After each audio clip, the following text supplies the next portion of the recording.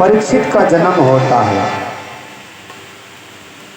परीक्षित का मतलब हुआ, साधारण अर्थों में यदि हम कहें तो परीक्षित का मतलब हुआ जो इस संसार में पराये इच्छा से आया हो। एक बात ध्यान रखना, मैंने अभी बताया था कि जीवन का दो छोर है, एक जन्म है और एक मृत्यु है। इस संसार में ना तो कोई व्यक्ति अपनी इच्छा से आता है और ना कोई अपनी इच्छा से जाता है। इस कथा को बड़े ध्यान से सुनिएगा कि ना कोई अपनी इच्छा से आता है ना कोई अपनी इच्छा से जाता है। तो भैया, जब अपनी इच्छा से आए नहीं हो, अपनी इच्छा से जाना नहीं है, तो संसार में आकर के मन मर्जी क्यों करते हो? क्यों मनमानी करते हो साहब? उसके विधान में रहो, उसके नियमानुसार चलोगे तो जय जयकार होगा, बेड़ा पार होगा। देखिए, भारत में कानून है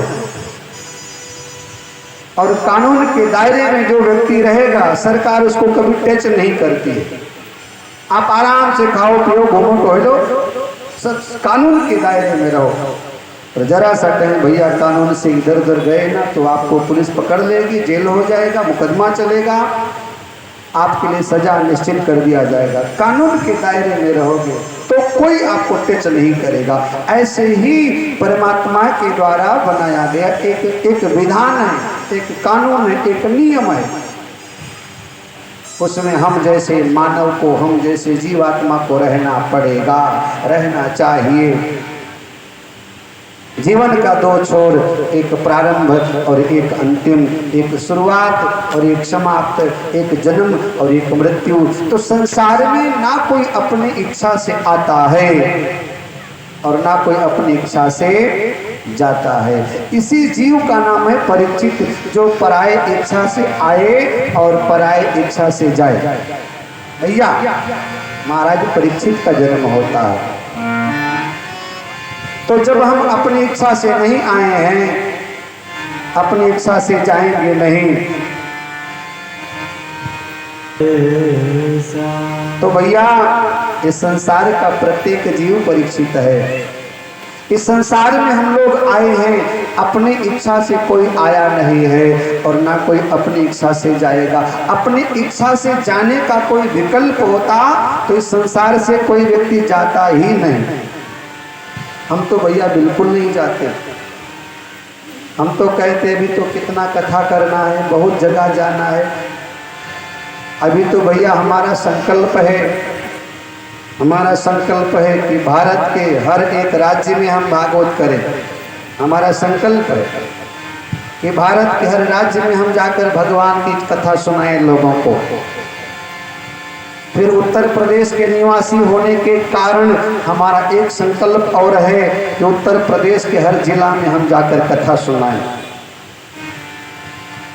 फिर और इच्छा है कि भारत के बाहर भी जाकर के भगवान के नाम का डंका बजाया जाए। ठीक है, तो हमसे कोई पूछे महाराज जाने के बाद ऐसा कोई विकल्प हो तो हम तो कहें कि भैया हम तो बिल्कुल नहीं जाएंगे, क्योंकि हम मृत्यु लोक में रह करके हम भगवान की कथा लोगों तक पहुंचाएंगे।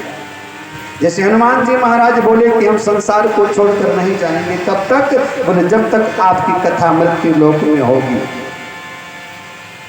यदि संसार में अपने आप जाने का, आने का कोई विकल्प होता साहब, तो आने वाला व्यक्ति कभी जाता नहीं और जाने वाला व्यक्ति कभी आने का नाम नहीं लेता। संसार में दुख है। एक बार जो भगवान के निकट पहुंच गया, चरणों में पहुंच गया ना, वो दोबारा आने का नाम नहीं लेगा। तो संसार का प्रत्येक जीवात्मा परीक्षित है। परीक्षित का मतलब जिसका संसार में जन्म ही दूसरे की इच्छा से हुआ हो, परीक्षित। ऐसे महाराज परीक्षित का जन्म हुआ। जन्म के समय महाराज युधिष्ठिर ने बहुमूल्य रत्न भेंट किया, ब्राह्मणों को विपुल संपत्ति दान में दिया है। चतुर ज्योतिषियों ने बालक के हाथ की रेखा को देखकर उसका भविष्य कहा तो ज्योतिषियों ने कहा ये बालक मर्यादा में मर्यादा पुरुषोत्तम भगवान श्री राम की तरह होगा। ये बालक प्रजा पालन में अपने दादा धर्मराज युधिष्ठिर की तरह होगा। ये बालक पौरुष में अपने पिता अभिमन्यु की तरह दादा अर्जुन की तरह होगा। बालक के लक्षण बताए गए हैं। परीक्षित जी महाराज का पालन पोषण महलों में हो रहा है। महलों में खुशियां मनाई जा रही हैं। बालक के जन्म के उपलक्ष्य में महाभारत पांडव के पक्ष में आया। ये परीक्षित भगवान के भगत हुए, ये भगवान की भक्ति करते हैं क्योंकि भगवान ने परीक्षित को गर्भ में ही दर्शन दिया था। माँ के गर्भ में सबको भगवान का दर्शन नहीं होता है। माँ के गर्भ में संसारी जीव को बड़ा कष्ट होता है, बड़ी पीड़ा होती है। लेकिन जिस बालक को परमात्मा ने माँ के गर्भ में दर्शन दिया हो साहब, वो बालक कितना भाग्यशाली रहा होगा। जिस बालक की रक्षा परमात्मा ने माँ के गर्भ में किया हो साहब, उस बालक की रक्षा की जिम्मेदारी भगवान ने मानवता उम्र उठा लिया हो। पूरी जीवन पर्यंत परीक्षित धर्मात्मा होकर के भगवान का भजन करते रहे और परिणाम ये हुआ अंतिम समय राजा परीक्षित को मुक्ति मिली।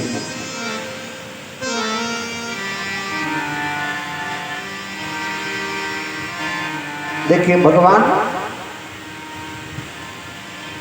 की जो भक्ति है ना, इसका काम ही है कि जीवात्मा को भगवान से मिलाती है। भक्ति का काम ही है। जब आप भक्ति करोगे तो भक्ति का काम ही है कि जीवात्मा को भगवान से मिला देती है। ये भक्ति का काम है। इसलिए भक्ति कीजिए। भक्ति की जिम्मेदारी है, भक्ति की ठेकेदारी है साहब। भक्ति देवी ने मानो ठेका ले रखा है कि जो भगवान का भजन करेगा उसको मैं भगवान से मिला दूंगी।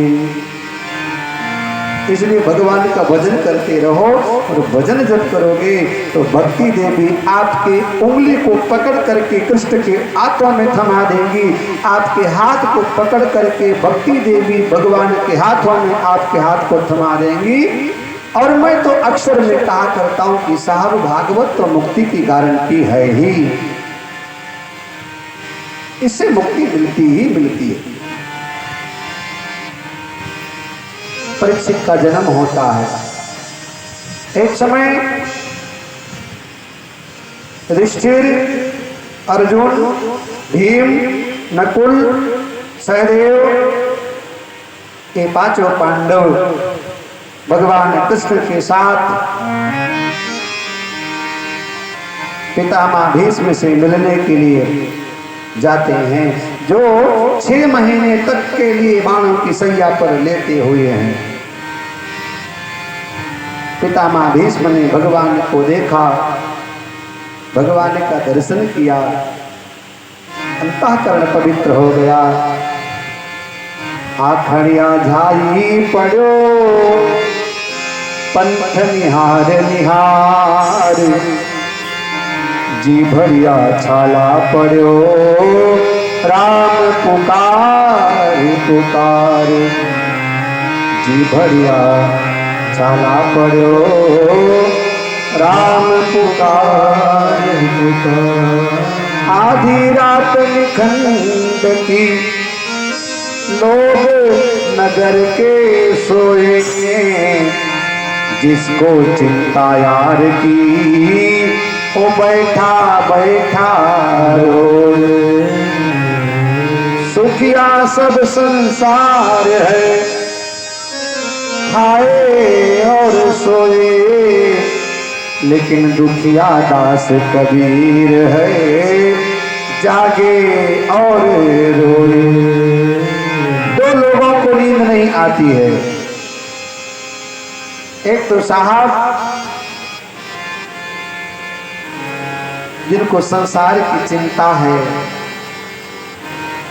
उनको भी नींद नहीं आती है। बेटी का ब्याह करना है, पैसा कहाँ से आएगा, फलाने व्यक्ति का कर्ज ले रखा है, कैसे उतरेगा, नौकरी नहीं है, छूट गई है, कैसे लगेगी। एक चिंता जो संसार के प्रति चिंतित है उसको भी नींद नहीं आती है, और एक जो भगवान का चिंतन करता है ना उसको भी नींद नहीं आती है।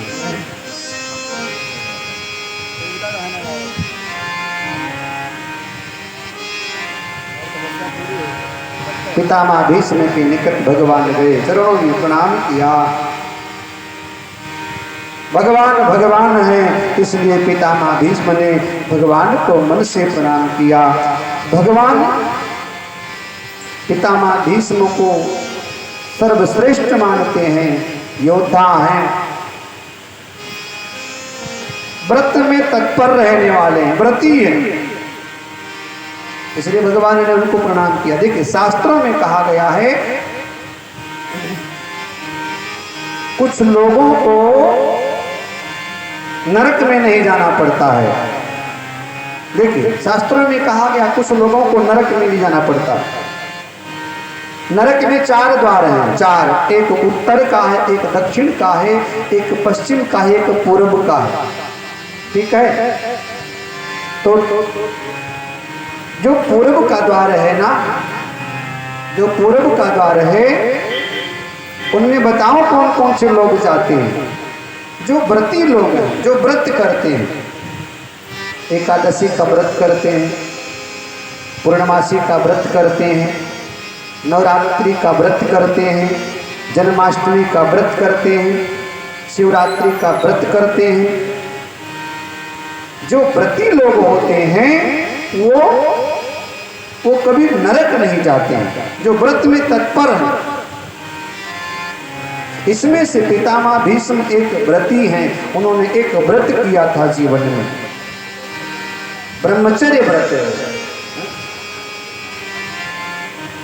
युद्ध के मैदान में लड़ते लड़ते जो लोग वीर गति को प्राप्त हो जाते हैं वो पूर्व द्वार से जाते हैं, वो नरक में नहीं जाते हैं कभी। जो शास्त्रों के वक्ता हैं ना, जो पुराण का पठन पाठन करते हैं वो लोग भी नरक नहीं जाते हैं। मैं भी नहीं जाऊंगा, बजा लो ताली एक बार हमारे लिए। हाँ मैं भी नहीं जाऊंगा। तो गलती से कहीं भी लेकर चल दिए ना तो मैं तो झगड़ा कर लूंगा। मैं पूछूंगा कि हमारी बार घर निकले जो मन मोहन सनम झूठे, हमारी बार जो निकले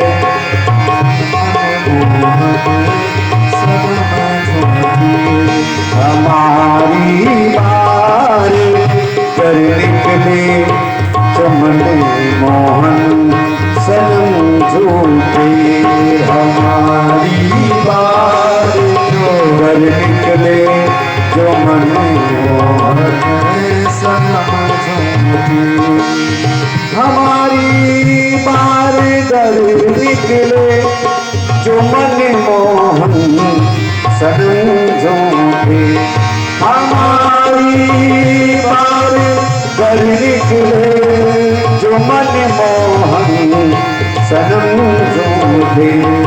तो सरदारी का सुंदर नाम सब कर देंगे हम झूठे।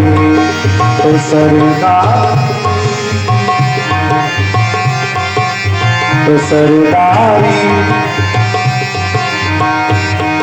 तो सरदारी का सुंदर नाम सब कर देंगे हम झूठे।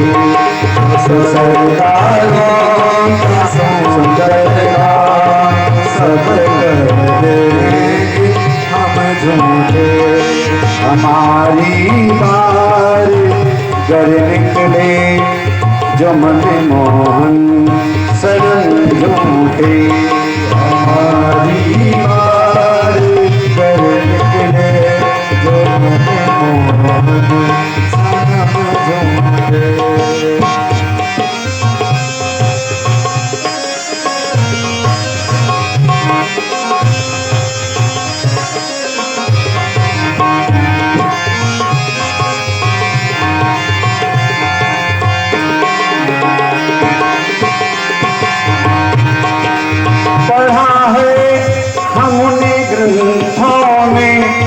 कि तुम अधमों के प्रेमी हो।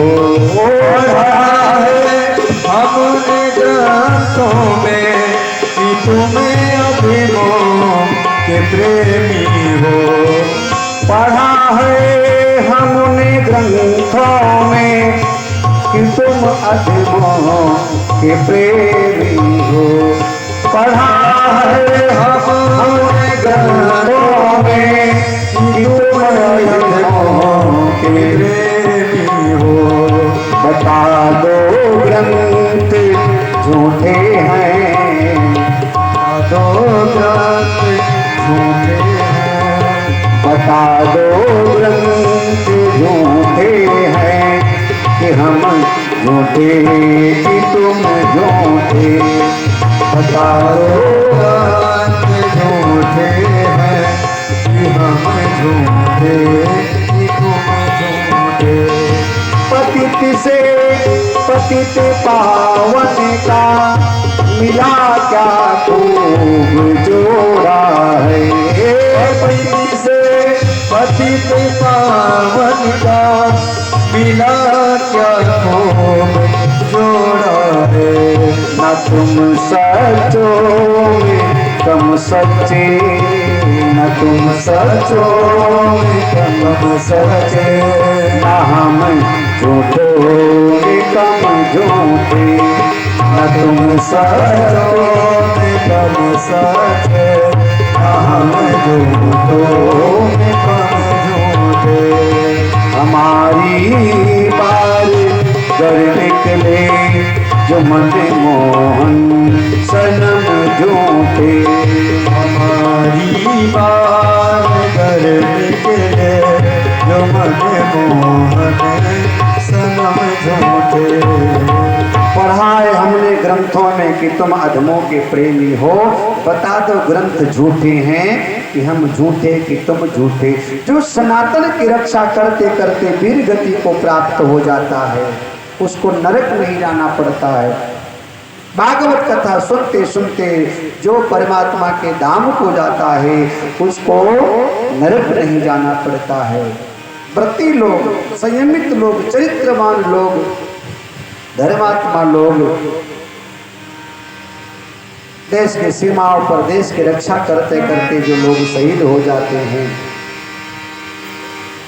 वो पूर्व द्वार से भगवान के धाम को जाते हैं। उनमें से एक है पितामह भीष्म, जो संयमित व्रती व्यक्ति है। अच्छा, व्रत लेकर के व्रत को तोड़ देना अपराध है, इसलिए व्रत लेकर के व्रत तोड़ा ना जाए। व्रत लेकर व्रत को तोड़ना नहीं चाहिए, अपराध है। कई लोग ऐसा अपराध कर जाते हैं। एक बार एक सेठ जी व्यापारी थे, बहुत बड़े व्यापारी थे। तो भैया जहाज उनकी चलती थी पानी के समुद्र में, बड़े व्यापारी थे साहब, बड़ी बड़ी जहाजें थी। तो एक बार समुद्र में बड़ा जोर का तूफान आया, बड़ा जोर का तूफान आया। तो ऐसा लग रहा था कि पूरी जहाज समुद्र में डूब जाएगी, लोग नष्ट हो जाएंगे। तो उसमें कुछ चरित्रवान सज्जन व्यक्ति थे, उन्होंने कहा सेठ जी एक काम करो, जब विपत्ति आए, मुसीबत आए ना, तो कुछ दान पुण्य करो, सत्कर्म करो, धर्म करो तो मुसीबत टल जाती है। ये हकीकत है।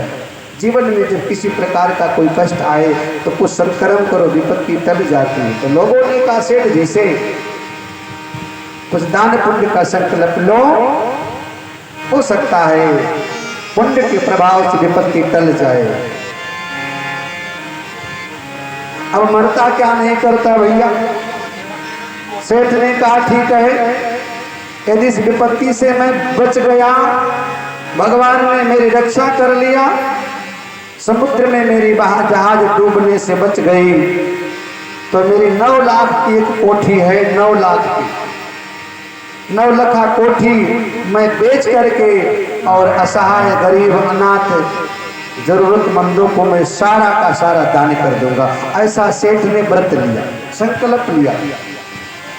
अब भैया संकल्प सिद्ध हुआ, तूफान थम गया, जहाज किनारे पर आ गई। अब सबको खबर लगा कि सेठ ने 9 लाख कोठी दान करने का संकल्प लिया है।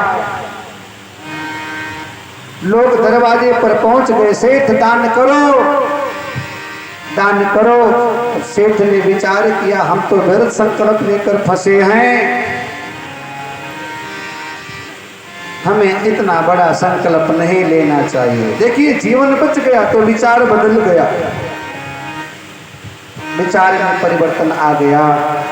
लेकिन भैया मांगने वालों की तांता लगी रही, लाइन की लाइन लगी रही। सेठ ने विचार किया, ये 9 लाख कोठी तो गई हाथ से, कोई चारा नहीं। 2-4 दिन टालता रहा, फिर बोला ठीक है, लाओ डीलरों को बुला बुला करके, और जो भी कोई 9 लाख में कोठी ले हम बेच देंगे। भैया खरीदने वाले आ गए। सेठ ये कोठी कितने की? सेठ ने कहा, भैया सुनो, एक कोठी तो खरीदोगे लेकिन उसके साथ एक बिल्ली बनी है, बिल्ली भी लेना पड़ेगा। लोगों ने कहा, ये कौन सा शर्त है? बोले हाँ, कोठी में एक बिल्ली है, जो कोठी खरीदेगा उसको बिल्ली भी खरीदना पड़ेगा। बोले बताओ कीमत क्या है? सेठ बोला, कोठी की कीमत 1 रुपया और बिल्ली की कीमत 9 लाख रुपया। लोगों ने कहा, सेठ जी उल्टा बोल रहे हो, कोठी की कीमत 9 लाख, बिल्ली का 1 रुपया। बोला नहीं, उल्टा नहीं बोल रहा हूँ, कोठी की कीमत 1 रुपया और बिल्ली की कीमत 9 लाख रुपया। मेरी बिल्ली 9 लाख की बिकेगी, कोठी तो केवल 1 रुपये की बेचूंगा। लोगों ने कहा, चलो हमको बिल्ली भी खरीदना ही है, कौन इतना मत्था पच्ची करे, हमें पैसा तो उतना देना है, कान चाहे इधर से पकड़ो चाहे उधर से। भैया सौदा तय हुआ, बाकायदा स्टाम्प पेपर पर लिखा गया, सरकार के जो व्यवस्थापक हैं उनकी मोहर लगी और उस पर बाकायदा लिखा गया, कोठी की कीमत 1 रुपया और बिल्ली की कीमत 9 लाख रुपया। कोठी बिक गई भैया, मांगने वाले बड़े खुश थे, बिक गई कोठी 9 लाख रुपए की। 9 लाख कोठी नाम था। लोग लाइन में खड़े थे, सेठ दान दो। सेठ ने उठाकर 1 रुपया फेंका, लो। बोले ये क्या है? कोठी तो 9 लाख की है। सेठ बोला, 9 लाख की हमारी बिल्ली बिकी है, 9 लाख की तो बिल्ली बिकी है, कोठी तो 1 रुपया की बिकी है। भैया ऐसे लोगों को नरक जाना पड़ता है। शास्त्र कहता है, जो व्रत लेकर के तोड़ दिया करते हैं, व्रत का खंडन नहीं करना चाहिए। आप कोई व्रत ले रहे हैं और भैया कई बार हमने देखा, लोग एकादशी का व्रत रहते हैं, दोपहर तक रहेंगे और गए, देखा बड़ा बढ़िया भैया पार्टी में व्यवस्था है, हाँ, उठाया गोल गप्पा और बोले चलो अगली बार एकादशी रख लेंगे। ऐसे ऐसे हमने कई लोगों को देखा, दोपहर तक व्रत रखेंगे लेकिन कहीं आ गया बढ़िया बढ़िया मालपुआ सामने परोस करके, तो भैया चलो अगली बार हम व्रत रख लेंगे, अब आज का व्रत चलो भगवान के नाम से। तो पितामह भीष्म भगवान कृष्ण को प्रणाम करते हैं और भगवान श्याम सुंदर पितामह भीष्म को प्रणाम करते हैं। 4 मिले 64 किले, 20 रहे करजोड़, हर जन से हर जन मिले तो हर से 7 करोड़। भगवान श्याम सुंदर ने पितामह भीष्म के निकट जाकर के, यहाँ बड़ी सुंदर संवाद चर्चाएं हुई है। भगवान ने एक छोटा सा सवाल किया, दादा जिस समय सभा में द्रौपदी को नग्न किया जा रहा था अश्वत्थामा के द्वारा, दुशासन के द्वारा, दुर्योधन के द्वारा, उस समय भरी सभा में आप भी तो बैठे थे, आपने विरोध क्यों नहीं किया? आप सबसे बड़े योद्धा थे, आप चाहते तो विरोध कर सकते थे, परंतु आपने ऐसा नहीं किया। कुछ समय पितामह भीष्म भगवान की तरफ देखते हैं और भगवान को देखकर पितामह भीष्म ने कहा, सरकार दो बातें हैं। एक तो आप जो चाहते वही होता, आप जो चाहते वही होता है। और दूसरी बात, मैंने विरोध क्यों नहीं किया? महाराज आपको मालूम है मैंने दुर्योधन का अन्न खाया था और उस समय हमारी बुद्धि कुंठित हो गई थी, बुद्धि विकृत हो गई थी, इसलिए हम गलत बातों का विरोध नहीं कर पाए। और एक बात ध्यान रखना, शास्त्र का बड़ा सुंदर दर्शन है। कहीं आपके सामने बुराई पनप रही है, उस बुराई का हमें विरोध करना चाहिए। हमारे सामने कहीं अत्याचार हो रहा है, अनीति हो रही है, किसी निर्दोष को प्रताड़ित किया जा रहा है, पीड़ित किया जा रहा है, सताया जा रहा है, हमें उसका विरोध करना पड़ेगा, विरोध करना चाहिए। ये शास्त्र सम्मत है, ये मानवता के हित में है। विरोध नहीं करोगे तो परिणाम बड़ा भयानक आएगा। मैं अक्सर ये कहा करता हूं, हमारे यहाँ दो ग्रंथों की चर्चा है, एक रामायण है, एक महाभारत है। दो भगवान की सर्वाधिक चर्चा है, एक तरफ राम जी हैं और एक तरफ श्याम जी हैं। इधर रामायण उधर महाभारत, इधर राम जी उधर कृष्ण भगवान, और उधर रावण है, इधर दुशासन है, उधर सीता है, इधर द्रौपदी है। उधर सीता का हरण रावण के द्वारा हो रहा है, इधर चीर हरण दुशासन के द्वारा हो रहा है। घटनाएं दोनों एक जैसी घट रही, उधर रावण सीता का हरण कर रहा है, इधर दुशासन द्रौपदी के चीर का हरण कर रहा है। उधर भी भारतीय संस्कृति को नष्ट करने का प्रयत्न किया जा रहा है, इधर भी सनातन संस्कृति के ऊपर कुठाराघात हो रहा है। उधर देश की सीता का हरण हो रहा है, इधर देश की शांति का हरण हो रहा है। स्थितियां दोनों एक जैसी है, उधर रावण है, इधर दुशासन है। लेकिन एक बात ध्यान रखना, जिस समय सीता के रुदन को जटायु ने सुना, सामर्थ्य नहीं था, फिर भी रावण से लड़ पड़ता है। चोच मार मार करके रावण को जटायु घायल कर देता है और एक क्षण के लिए रावण भी मूर्छित हो जाया करता है। दंड एक भय मूर्छाते ही, एक क्षण के लिए जटायु के प्रहार से रावण भी मूर्छित हो जाता है। दूसरे तरफ पितामह भीष्म है, द्रौपदी का वस्त्र हरण हो रहा है। दर्शक दीर्घा में बैठे हैं, सामर्थ्यवान हैं, सामर्थ्य होते हुए भी विरोध नहीं कर पाए।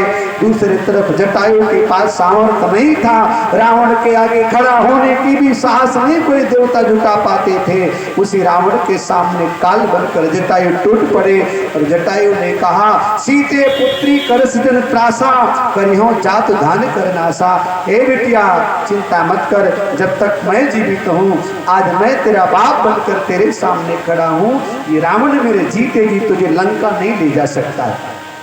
बाघ बनकर सीता के सामने जटायु खड़ा हो गया। बाद में चंद्रहास तलवार से पंख काट दिया, जटायु गिर पड़ा। काटे से पंख पराखग धरनी, समुझ राम के अद्भुत करनी। दूसरे तरफ जटायु से विपरीत पितामह भीष्म दर्शक दीर्घा में बैठे हुए हैं। रामायण का सबसे छोटा पात्र जटायु, महाभारत का सबसे बड़ा पात्र पितामह भीष्म। रामायण का सबसे निकृष्ट पात्र जटायु, महाभारत का सबसे उच्चतम पात्र पितामह भीष्म। जटायु पक्षी है, मनुष्य नहीं, ये पक्षी है। और पक्षियों में भी अधम पक्षी माना गया है, क्योंकि एक उड़ता तो ऊपर है लेकिन इसकी दृष्टि नीचे है, मांस के लोथड़ों पर। ये है ऊर्ध्वगामी लेकिन इसकी दृष्टि अधोगामी है, इसकी दृष्टि हमेशा मांस के लोथड़ों पर। ये जटायु जो है ये अधम कहा गया है, पक्षी है, पक्षियों में अधम है। परंतु दूसरी तरफ हजारों हाथियों का बल रखने वाले पितामह भीष्म दर्शक दीर्घा में बैठे हुए हैं और बड़ी सभा में द्रौपदी को नग्न किया जा रहा है। मेरे भाई बहन, परिणाम पता है क्या हुआ? एक को मर्यादा पुरुषोत्तम भगवान श्री राम ने गोदी में उठा करके जटायु को देखा, खून से लथपथ शरीर है, पूछने के लिए कोई वस्त्र भी नहीं था। भगवान श्री राम ने अपनी जटाओं को खोल करके जटायु के उस धूल दूषित शरीर को अपने जटाओं से साफ किया है। और दूसरे तरफ पितामह भीष्म हैं, इनको क्या परिणाम मिला? महाभारत के पश्चात 6 महीने बाणों की सैया मिलती है। कल्पना कीजिए, एक कांटा चुभ जाए पांव में कितना दर्द होता है, और जिस व्यक्ति को 6 महीने बाणों की सैया मिली हो, कितना दुख हुआ होगा, कितना कष्ट हुआ होगा। जटायु को भगवान की गोदी मिली और पितामह भीष्म को बाणों की सैया मिलती है। मेरे भाई बहन, समाज में बुराई का विरोध करना सीखो। समाज में पनप रही बुराई को नष्ट करने का विकल्प हमारे पास है, लेकिन हम कभी कभी आंख बंद कर दिया करते हैं, नजरअंदाज कर दिया करते हैं। पितामह भीष्म की तरह, जटायु की तरह लड़ोगे, वीरगति को प्राप्त होगे, परमात्मा का धाम मिलेगा।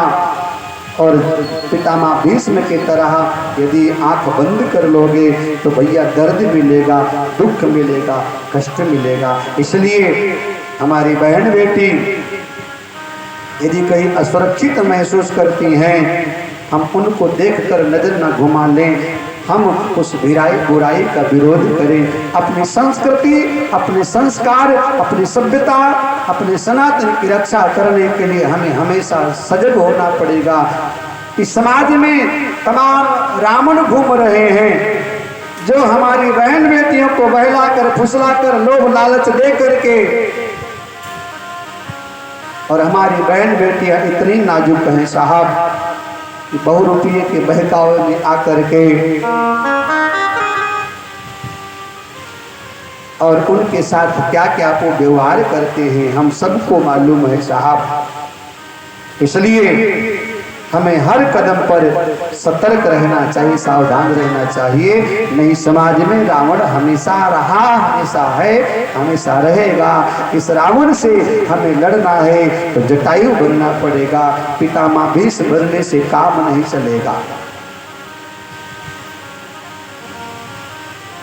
पितामह भीष्म ने भगवान से कहा, सरकार मेरी एक बेटी है जिसका ब्याह मैं आपके साथ करना चाहता हूँ, आप स्वीकार करो। सबको बड़ा आश्चर्य हुआ।